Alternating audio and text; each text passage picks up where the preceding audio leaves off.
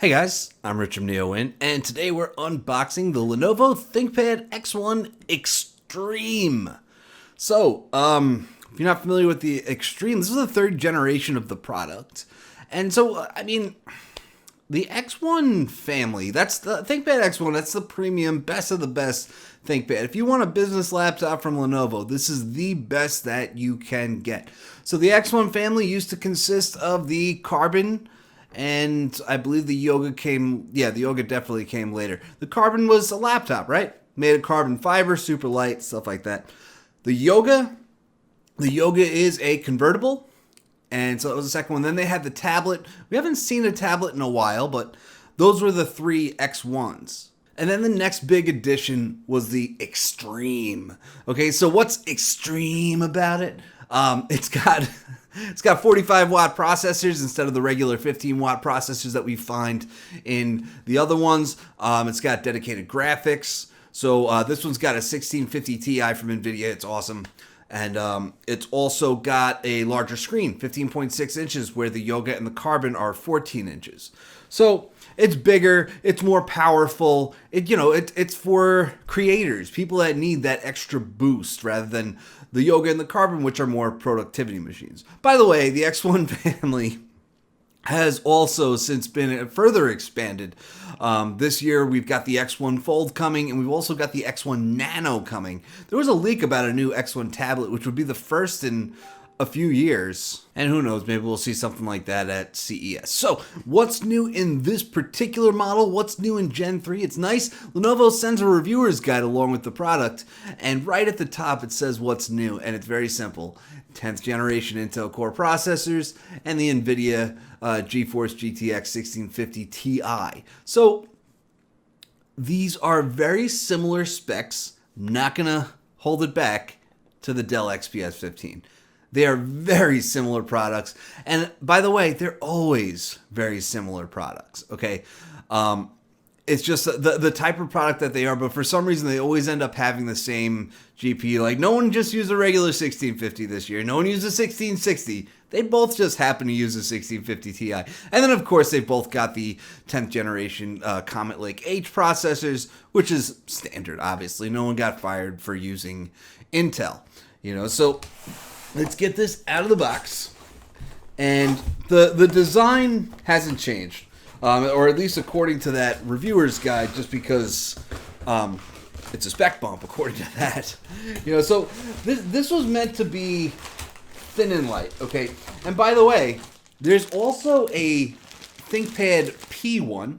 If you're not familiar with that, they actually came out the same year. They did X1 Extreme, they did P1, and they're identical products. There's only one difference.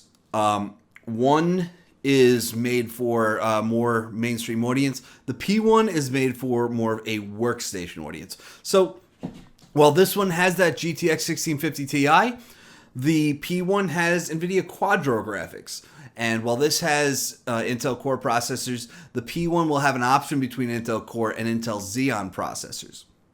So that's the only difference. They're the exact same product. And then, of course, you've got X1 branding on this, something that you won't find on the P1. I'm really surprised that Lenovo hasn't come up with P1 branding, though, because it really is an X1, but just for a different family of devices. It's still just as premium.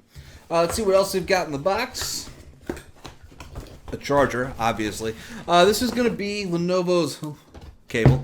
That's coming out first. It's going to be Lenovo's proprietary charger. I call it a USB Type A shaped charger because the port looks and feels like a USB Type A port. And if you use this product, at some point you will try to plug this into a USB port, or you're going to try to plug a USB cable into the power port. It just happens that way. But of course, there's no USB Type-C. I mean, for charging, you could probably do slow charging on well, there are Thunderbolt 3 ports, there are two of them, so you should be able to do slower charging, but you're not going to be able to find a 135 watt USB Type-C charger that uses power delivery because you can't do anything over 100 watts with that. Dell, now that's an advantage that Dell has with the XPS 15. They do have 130 watt USB Type-C charger, but of course that's proprietary. So even if you try to use it with this, you won't get those same charging speeds. All right, taking a closer look here, we do have, this is new ThinkPad X1 branding up here. This is something that it debuted with the latest X1 Carbon and Yoga. Previously what we had, they actually changed up the branding last year too. By the way, you notice we have a carbon fiber weave lid. That's a new design that debuted last year. But last year they debuted this black shiny ThinkPad logo. And then they also created that X1 logo, but that was over here in the corner. Okay, and before that, they just had a Lenovo logo in the corner, and they used the grayish silver ThinkPad logo that we've seen on plenty of machines up in the corner. So really, that they're really trying to differentiate with X1, just so you can show all your friends that it is that totally premium version of the Lenovo ThinkPad. Okay, we've got one of those logos in here. Now, like I was just talking about the P1, and the P1 actually has, it's got that black logo, but obviously there's no X1. So anyway, let's open this up, or let's power it on, I should say. Keyboard is the same. The trackpad's a little larger than you'll find on some ThinkPads, which I love, and that's obviously because there's more room. You know, there's just more real estate to do it.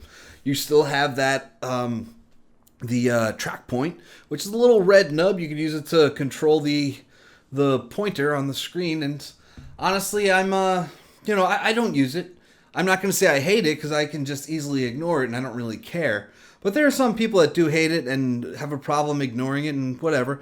I like the physical buttons above the trackpad, and I'll use it just drag and drop. You know, hold it, drag and drop like that, and obviously, these buttons are meant to use with the track point, and to me, if you talk to me, if the track point goes away, those buttons are going away. So I'd rather have the track point. You know what I'm saying? And but this is ThinkPad design. I have never seen a ThinkPad that doesn't have that track point or doesn't have those physical buttons. So you know, if you really don't like that, then obviously ThinkPad just isn't for you. Lenovo has a lot of ThinkPad diehards that would be really upset if that actually went away. So don't expect it to go anywhere anytime soon. Okay, so the screen on this unit is AMOLED. Okay, 15.6 inches. All right, so let's focus there so it looks a little nicer. That means more vibrant colors. That means true blacks. Okay, true blacks. The thing about OLED, it means that pixels can be turned off as opposed to an LCD, which is entirely backlit. So when pixels can be turned off, you get true black. So if we maybe go into settings, well, of course we have light theme on now, but this is a Lenovo account that comes signed in. But dark, so that's true black now. Okay, so with a backlight, with a regular LCD, you'll be able to see that the screen is turned on, even if the whole screen is black, right? So, colors rendered on top of that true black tend to be more vibrant as well, and it makes everything a little bit prettier, okay? And then, of course, they can be a little more washed out if they're on top of a backlight. Okay, so a couple other things. We have a privacy guard on the camera up here. This is becoming pretty standard on ThinkPads. Looking at ports, we've got plenty of ports. Over here, there's our power port. That's the one that, you know, the proprietary power that Lenovo uses on anything that requires this much wattage. 2 Thunderbolt 3 ports.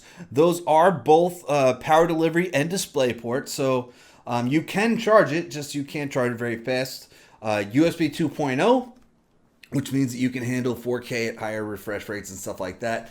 3.5 millimeter audio. And then if we look at this side, we've got 2 USB Type A ports. The only bad news is that they are USB 3.2 Gen 1. And what that means is that you'll get 5 gigabit per second data transfer speeds.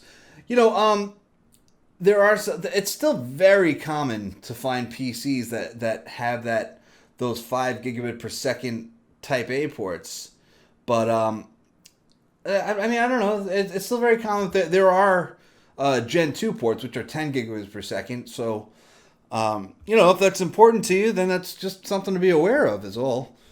So, what else we got? We've got Dolby Atmos speakers, okay? Obviously not on the keyboard or anything like that. You're going to find the speakers underneath the device, okay? Speakers sound pretty good, I know, because I've reviewed almost this identical machine. And you can see it has that ThinkPad X1 Extreme Gen 3 labeling on the bottom, carbon fiber plus magnesium chassis, okay? But yeah, the speakers sound pretty good. They're not going to be as loud as if they were like up firing from the keyboard, but that's fine. One thing I gotta say is that one thing that this has over the XPS 15 is that there is an OLED option for the display. And so let's talk about that a little bit. Because remember, Dell debuted OLED in the XPS 15 last year. And it was very common. It showed up in a lot of PCs. A lot of 15.6-inch PCs got OLED displays last year. And, when you see something like that, it's safe to assume that there's some display manufacturer out there that just started banging out 15.6-inch OLED displays, and when you see options like the X1 Yoga and the X1 Carbon used to offer QHD OLED displays, and that went away. And what you can safely assume is that some display manufacturer stopped making 14-inch QHD OLED displays. Anyway, a lot of PCs started getting 15.6-inch, 16:9, 4K OLED displays last year. Dell XPS 15 was one of them. ThinkPad X1 Extreme was another. Now, this year, Dell redesigned the XPS 15. It's got a 16:10 display now.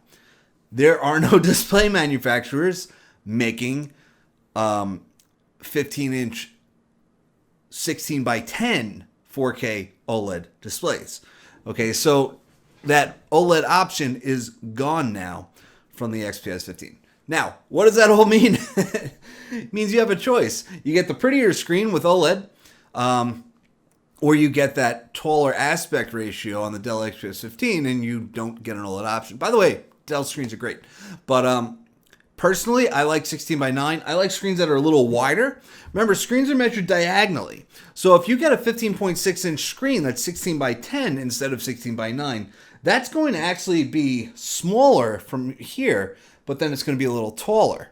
So it's actually going to be like 15.6-inch at 16:9 and 16:10. The 16:10 was actually a bigger screen in terms of surface area, but it's narrower. It's smaller. Like, and if you put apps, if you use split screen apps like I do, side by side apps, whatever you want to call it, you would probably want that 16:9 screen instead, or at least I do. That's what I prefer. So I'm excited to do this. Everybody knows I love ThinkPads, and I love ThinkPad X1. Although other companies are really the PC market. They're making great PCs. HP's doing great with its business PCs.